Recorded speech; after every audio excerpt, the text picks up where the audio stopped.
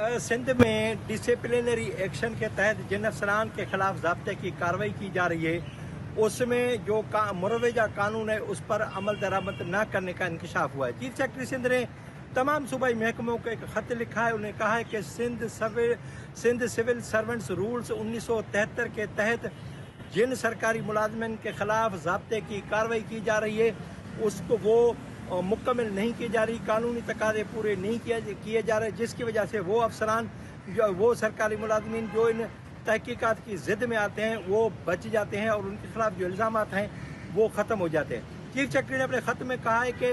जो सरकारी मुलाजमिन तहकीकात कर रहे हैं उनको चाहिए कि कम से कम ग्रेड 18-19 के अफसर एडिशनल सेक्रेटरी को तहकीकात दी जाए और उसके बाद तहकीकाती अफसर बाकी क्लियर कट अपनी सिफारिशात पेश करे कि उन्हें मेजर पेनल्टी दी जाए या माइनर पेनल्टी दी जाए, उन्हें बरतरफ किया जाए या बाहर रखा जाए, ये सारी चीज़ें जाए। वरना जिस तरीके से कोई भी तहकीकात नामुकम्मल होती है उसका ये नुकसान होता है कि जिन अफसरान पर जिन सरकारी मुलाजिम पर इल्ज़ाम होता है वो नामुकम्मल तहकीकात की वजह से या नामुकम्मल जो तरीक़ाकार अख्तियार करने से वो तहकीकात से बच जाते हैं। जी।